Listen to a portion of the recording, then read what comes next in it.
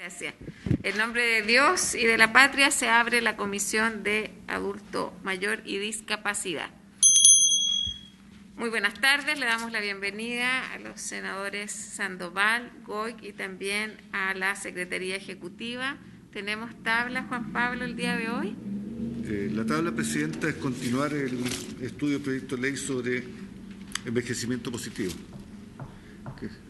Esa es la tabla para el día de hoy. Se encuentra invitada el Ministerio de Trabajo, que había solicitado que doña Mónica Titze estuviera presente en la discusión del artículo 13, que son las normas laborales del proyecto.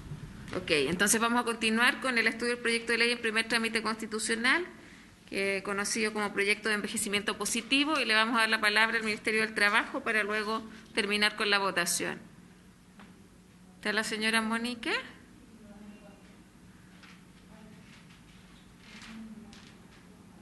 ¿Están los asesores? No los veo. Mónica Titze, ahí se está conectando.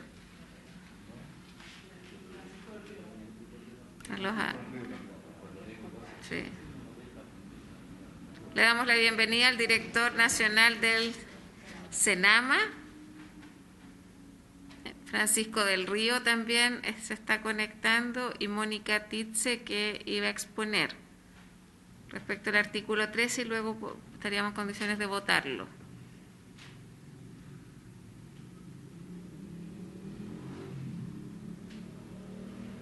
¿No se conecta o sí?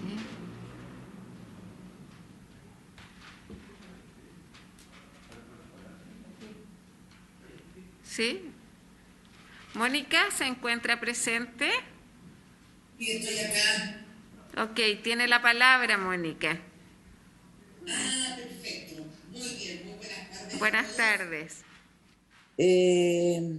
Quiero compartir una presentación, pero creo que la tienen a la vista, ¿no?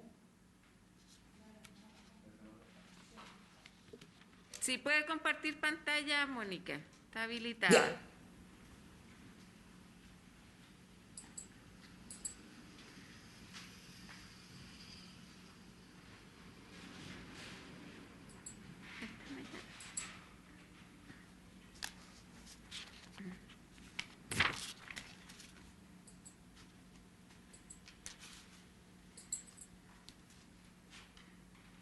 ¿Estamos ahí? ¿Se ve o no? Se ve perfecto.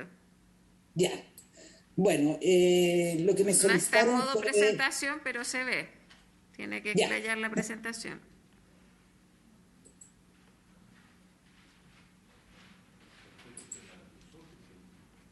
Sí, no, yo leo. ¿Yo leo? ¿Sí?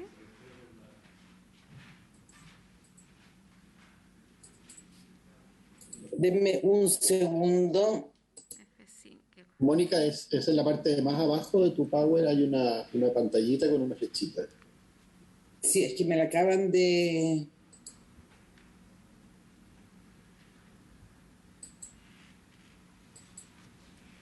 Ahí está. No se ve la pantalla, Mónica.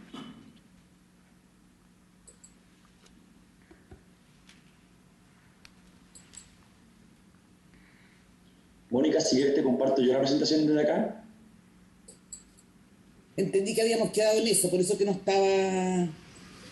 La comparto yo, si quieres. Ya.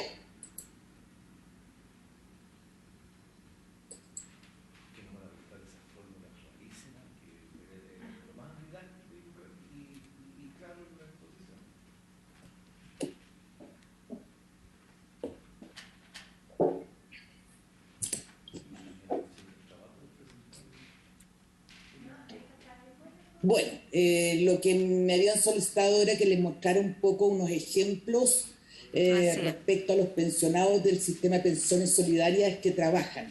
La idea es no perjudicarlos a ellos por estar generando ingresos. Vamos a la próxima.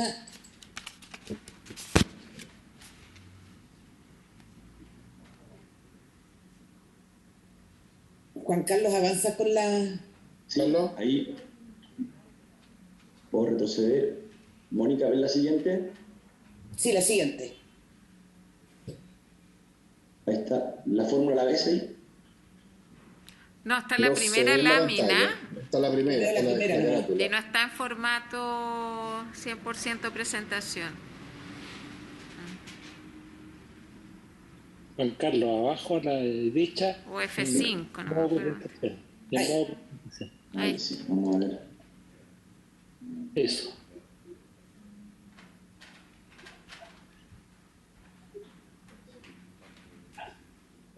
Ya. A ver. Ándate a modo presentación, pues, Juan Carlos. Sí. Al ladito donde tienes la flecha. Abajo a la derecha. Sí, Abajo a la derecha.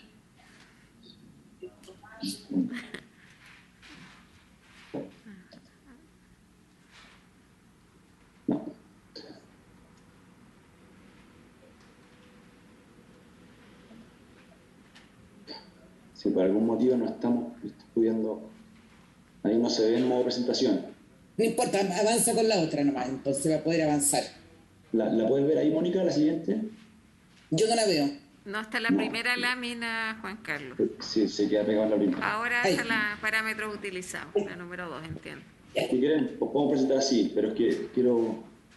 No la puede ganar esto. Bueno, en todo caso, para los ejemplos, tenemos en esta lámina los dos puntajes de focalización del 60 y del 80. Para calificar dentro del 60% más pobre de la población se requieren menos de 1.206 puntos y para calificar dentro del 80% 1.876. Esos son los parámetros que hoy día permiten focalizar para el sistema de pensiones solidarios 60% y para salud la exención del 7% es de 1.866 puntos. En los ejemplos usamos las siguientes variables, un factor que vamos a usar para el que se usa en el cálculo del PFP y la PBS y la PMAS utilizadas en el ejemplo. ¿Cómo se calcula el puntaje para poder focalizar? Es en el numerador, está un poco complicado, ¿cierto? Es la capacidad generadora de ingresos más los ingresos laborales y las pensiones. Es decir, se calculan cuáles son los ingresos del grupo familiar, se suman todos los ingresos y se divide por el índice de necesidades.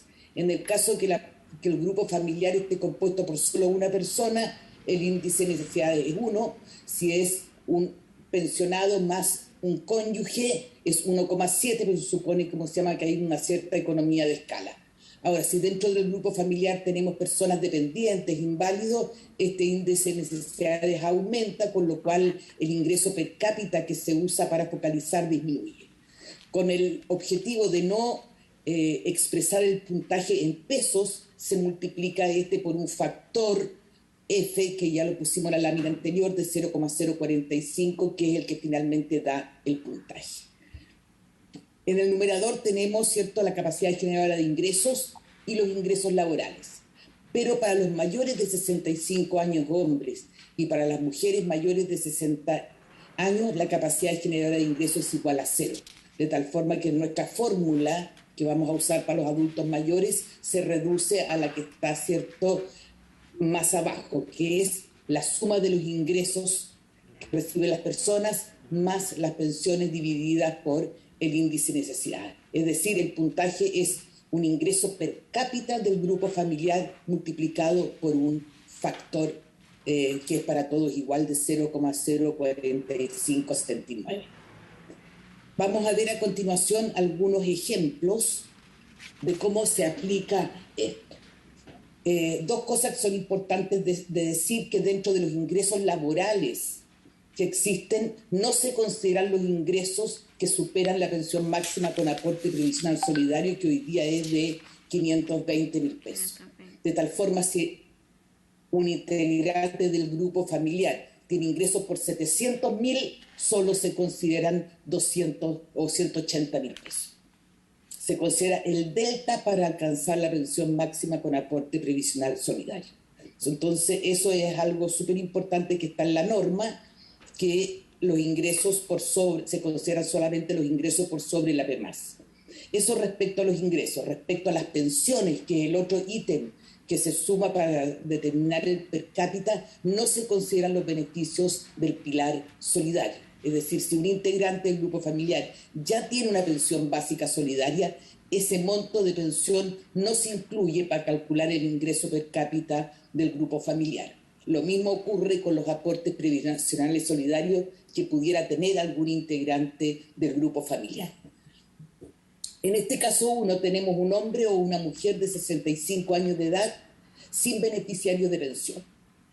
Si esa persona tuviera ingresos laborales de 330.000 pesos, que es, ¿cierto?, la primera columna, la diferencia entre el ingreso laboral y la PMAS es negativo, por lo tanto no se considera este ingreso laboral. El índice de necesidades es 1 porque es solamente un integrante y por lo tanto el ingreso per cápita para efectos del instrumento técnico de focalización es 0, a pesar que el grupo familiar tiene un ingreso, ¿cierto?, permanente de 330.000 pesos. Y el puntaje es 0 y la persona califica entonces a pesar de tener un ingreso de 330.000 pesos. El segundo ejemplo son un ingreso laboral de 520.366, que es el valor de la pensión máxima con aporte previsional solidario. De tal forma que los ingresos laborales menos la PMAS nos da igual a 0 y el puntaje entonces es 0 y el ingreso per cápita para efectos del ITF es 0, si bien el grupo familiar tiene un ingreso de 520.000 pesos. Ahora, si el ingreso supera a la pensión máxima con aporte previsional solidario, supongamos que sea de 600.000, se considera para efectos del ITF solamente la diferencia entre 600 y los 520.366, es decir, 79.000 pesos. Ese sería el ingreso per cápita para el ITF, si bien, insisto, el grupo familiar tiene un ingreso de 600.000 pesos y el puntaje es de 365 puntos, con lo cual califica dentro del pilar.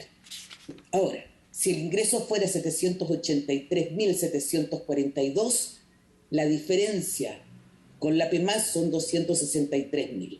Y en ese caso, el ingreso para efectos del ITF es el monto exacto para el cual la persona deja de calificar al pilar.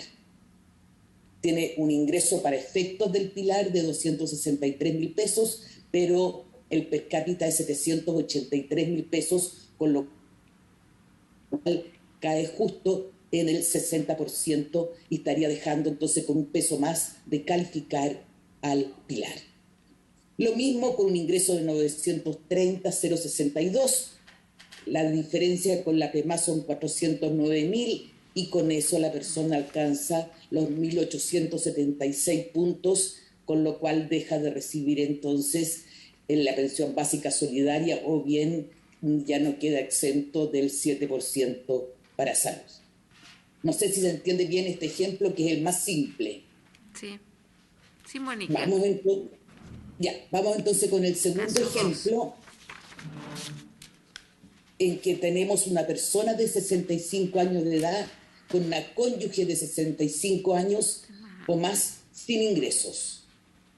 En este caso, las exigencias son mucho menores porque se comparte el ingreso familiar para efectos del ITF, dado que el índice de necesidades es 1,5. Son 2 los integrantes del grupo familiar, pero para efectos del ITF se considera que son 1,7. Entonces, si vamos a la tercera columna, tengo un ingreso laboral de 484.000 pesos, pero para efectos del pilar solidario el ingreso es igual a 0.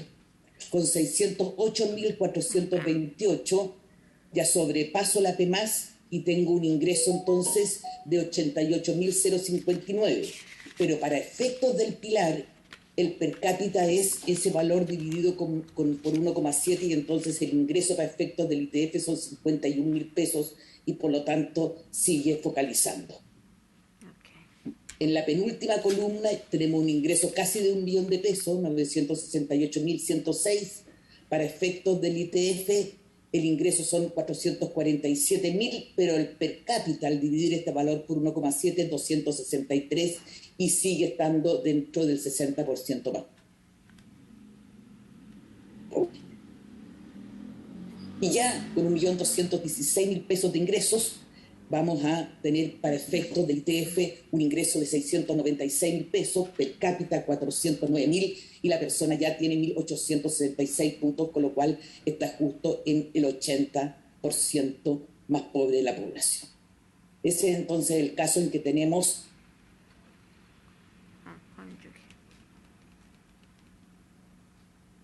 una pareja, un hombre y una mujer, ¿cierto? Ambos de 66 de edad.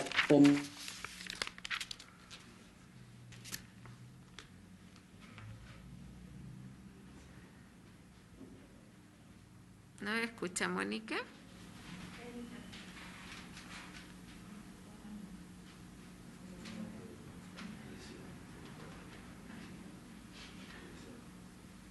No sé, ¿presidenta?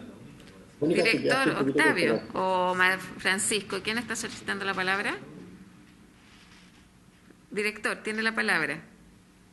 Que no sé si le parece, pero Juan Carlos podría continuar con esta última parte. Ni un problema, Juan Carlos. Sí, gracias, director. Presidenta, por su intermedio. Bueno, estos son los números que Mónica proyectó. Lo relevante respecto al caso 2, solo para terminar en el fondo la presentación que estaba haciendo Mónica, es que en esta hipótesis el rango aumenta bastante por ser 2 integrantes y por dividirse en 1.7 el índice de necesidad.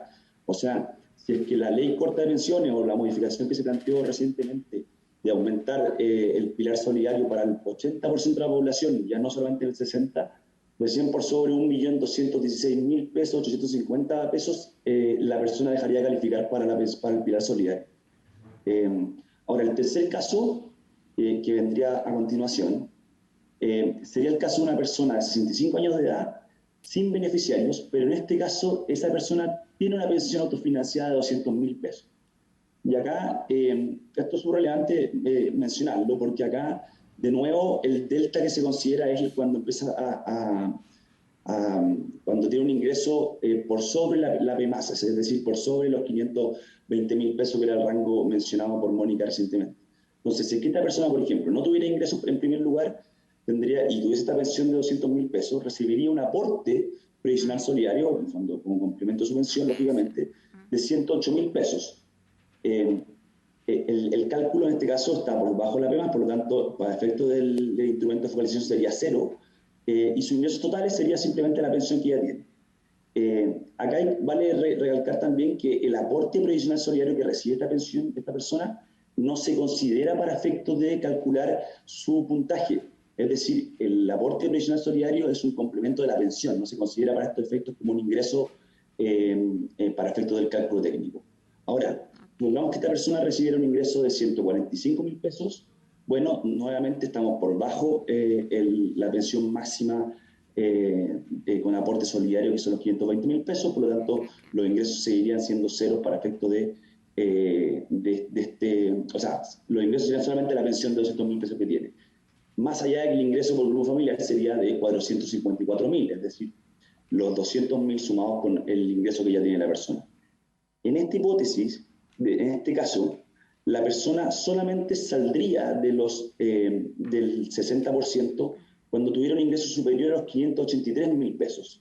Por sobre ese monto ya estaría fuera del 60% y estaría fuera del 80% cuando tuviera un ingreso superior a 730.000 pesos. Es decir, en las columnas, la última y penúltima columna estaría respectivamente fuera del 80% y fuera del 60% para recibir los beneficios previsionales. En fondo, estos son algunos ejemplos que tomamos, que Mónica en fondo proyectó, para explicar un poco cómo funciona este puntaje de focalización previsional, que también valga la aclaración, no es lo mismo que el registro social de hogares. Se suele pensar que son lo mismo por los porcentajes que manejan ambos instrumentos, pero son instrumentos técnicos. El registro social de hogares es llevado por el Ministerio de Desarrollo Social, mientras que el puntaje de focalización previsional lo lleva el IPS con la Subsecretaría de Previsión Social. Estos son, Presidenta, 3 casos que quisimos proyectar para mostrar en el fondo cuáles serían los rangos de ingresos donde una persona mayor estaría dejando de recibir beneficios en virtud del contrato de trabajo que estamos incorporando en esta nueva legislación. No sé si hay alguna consulta, duda, encantado ahí. Dice que Mónica ya se nos pudo sumar. Si no, estoy de regreso. Mónica, un gusto. Disculpa. Sí, pero la representó Juan Carlos Gasmuri y Mónica. De mi parte, ¿no hay una consulta? ¿Hay alguna consulta respecto de este tema, los colegas?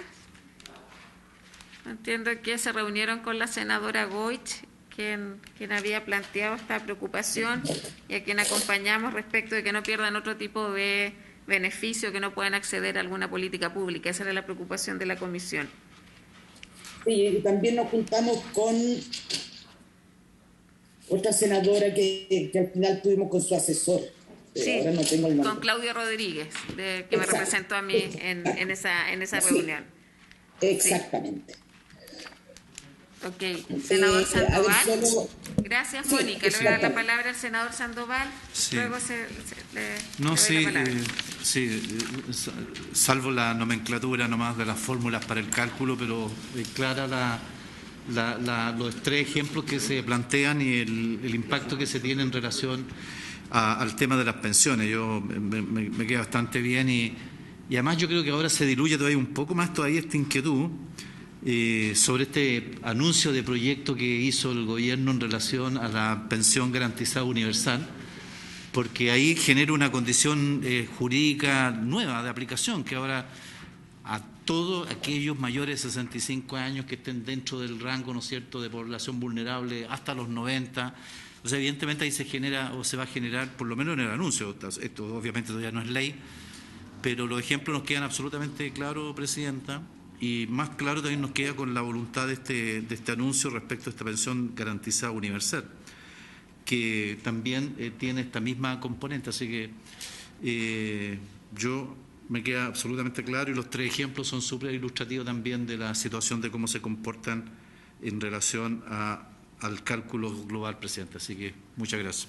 Muchas gracias, senador Sandoval. Si no hay más consulta. Juan Pablo, usted tiene, si me permite, la Secretaría tiene una consulta. Una consulta de índole práctico. En el artículo 152, quinques C, se permite la suspensión de los efectos del contrato. Y en su inciso tercero señala que durante el periodo de suspensión el adulto mayor tendrá derecho a prestar servicios a otro empleador. La duda que nos surgió cuando estábamos revisando el texto, entendemos que el primer empleador sigue cotizando para el adulto mayor. Y la duda es si con este segundo contrato habría una doble cotización o cómo está resuelto ese problema. Esa era la duda de la Secretaría. Gracias, Juan Pablo. Le voy a dar la palabra a Francisco del Río. Bienvenido, Francisco. Muchas gracias. Saludar a la Presidenta por su intermedio, a la diputada Goich, al diputado Sandoval, Juan Pablo. Los efectos normales de la suspensión del contrato es que se suspenden las obligaciones esenciales del contrato, es decir, la de prestar servicios y la de pagar la remuneración. En este sentido, la remuneración comprende también las cotizaciones previsionales. A eso hay que agregar el otro elemento de que si la persona que está trabajando está pensionada, tiene la facultad de no cotizar al fondo de pensión. Por lo tanto, habría que cruzarlo con eso. Es decir, respondiendo derechamente por su intermedio de la consulta del señor secretario, el empleador no había una doble cotización, puesto que la suspensión del contrato implica el efecto de suspender el pago de la misma, sin suspender, o sea, sin terminar el vínculo laboral. Muchas gracias, Francisco. ¿Queda claro, Juan Pablo, la Secretaría? Sí, Presidenta. Y por último, a Francisco también quería consultar sobre la ubicación de los artículos 122 quinques D y quinques E. ¿Por qué? Porque el quinques D establece que los trabajadores que adquieren la calidad de adulto mayor durante la vigencia del contrato de trabajo mantienen su sistema. Y después de eso viene el quinques E sobre feriado anual, que establece un sistema de feriado anual distinto al general. Entonces, a mi entender, lo del feriado debería venir antes de la norma que establece que se mantiene la vigencia del contrato. No sé qué opina Francisco. Francisco tiene la palabra respecto a la consulta de la Secretaría. Me parece pertinente la observación del secretario presidente. Ok. Entonces hay acuerdo para que podamos hacer ese cambio. Gracias, Francisco. Más palabras, si no, yo colocaría en votación el artículo 13, que era el tema pendiente. En votación. En votación el artículo 13. Senador Sandoval, ¿cómo vota? A favor, señor secretario. Senadora Goich. A favor, y decir que quedan despejadas las dudas que tenía. Agradecer la presentación, además, la habíamos hecho con el equipo del Ministerio, y esperar además que con la pensión universal garantizada que va a haber, este tema quede resuelto, que podamos, el que se refirieron, quiero dejar constancia de eso también. Debería haber un cambio también en el próximo mes, que resuelva absolutamente todas las dudas que teníamos. Gracias. Muchas gracias. Que sea coherente ahí con la otra legislación. Señora Presidenta, ¿cómo vota usted? Voto a favor, Juan Pablo.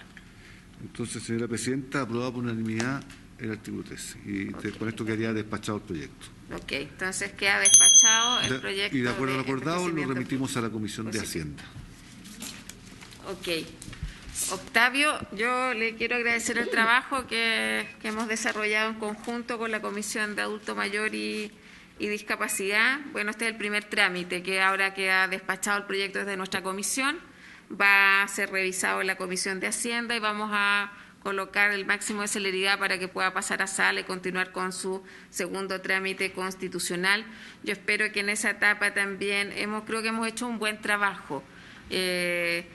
Obviamente quedan espacios. Yo creo que el proyecto tiene que avanzar, y ahí pedirle al Ejecutivo que en el segundo trámite tratemos de avanzar a hacer referencias más a la lógica de las garantías, porque efectivamente el proyecto de envejecimiento positivo, la tendencia es más a promover derechos. Entonces, que podamos avanzar en esa línea. Yo creo que podemos hacer algunos ajustes ahí, y también algunas de las indicaciones y observaciones que nos han hecho las propias organizaciones. Así que solicitarles eso. Para mí ha sido muy grato poder trabajar como presidenta en este proyecto de ley de envejecimiento positivo, que considera el cuidado integral de las personas mayores, y por supuesto que es necesario fortalecer la institucionalidad que usted dirige. Le ofrezco la palabra al resto de los colegas. Senadora Goich. No, Presidenta, yo me sumo al reconocimiento. Creo que hay puntos que dejamos puestos sobre la mesa, coincido en eso. Yo siempre vuelvo a insistir sobre el tema del seguro de dependencia y el subsidio de dependencia. Qué bonito sería que saliera acá, cuando vemos que la posibilidad de sacar adelante la ley larga de pensiones es difícil. Entonces quizás es algo que todavía se puede conversar y que yo creo que estaríamos todos de acuerdo.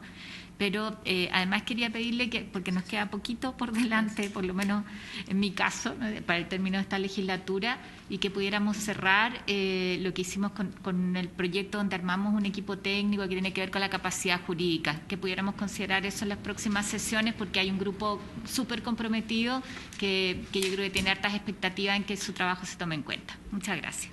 Muchas gracias, senadora Goich. Por supuesto que lo vamos a considerar. Senador Sandoval. Sí, muchas gracias, Presidenta. Y efectivamente, bueno, yo en realidad destacar el trabajo, la voluntad, la disposición de estar avanzando con este proyecto, que en realidad es una esperanza desde el mundo de los adultos mayores para el director del Senama. Siempre están planteando algunos espacios. Yo creo, como bien dice la senadora, que sería bueno quizás en el artículo tercero, en el 3A, ¿no es cierto?, cuando se habla de los objetivos de la presente ley, los verbos usados en 7 veces son promover. Uno de ellos es fortalecer, de las 8 expresiones que hay allí. Y entre promover, garantizar y fortalecer, bueno, hay un mundo que pudiera a lo mejor quizá ustedes revisarlo para objeto ponerle un poquito más de fuerza. Más allá de eso, Presidenta, destacar también la recepción que hace el Ejecutivo respecto de un cúmulo de indicaciones que presentamos al proyecto, que prácticamente modificaron lo que originalmente se ingresó.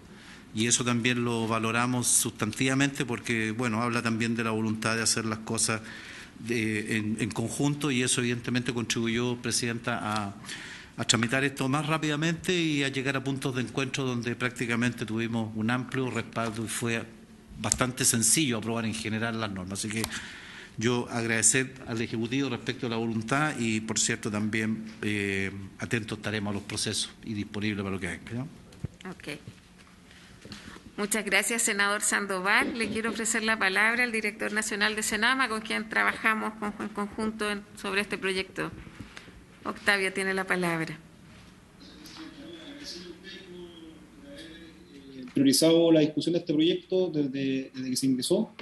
y también por las indicaciones, todo lo que señalaba el senador Sandoval de las discusiones que tuvimos también con los equipos técnicos, que creo que permitieron nutrir bastante este proyecto y como dice el senador también y como decía la senadora Goich, este es un proyecto que tiene como objetivo mejorar la calidad de vida de las personas mayores. Sin duda hay que avanzar en materia programática, pero muy importante también para ir dando cumplimiento a la convención, por ir avanzando en materia normativa y creemos que este proyecto se hace cargo de eso. Así que agradecido, Presidenta, por haber podido tener una discusión muy propositiva en este contexto. Muchas gracias, director. Bueno, agradecerles a todos, a la Secretaría, a los senadores, senadora, al Ejecutivo, Ministerio de Desarrollo Social, Servicio Nacional Adulto Mayor, Ministerio del Trabajo, y también, por supuesto, a nuestros asesores que aparecen ahí en la pantalla, que hicieron un trabajo bien intenso en la instancia técnica, y yo creo que lo que nos ha permitido también avanzar de acuerdo a lo que teníamos estipulado. Así que agradecerles nosotros también a ustedes, director, y si no hay más palabras. Sí, habiéndose cumplido con el objeto de esta sesión, esta se levanta. Muchas gracias.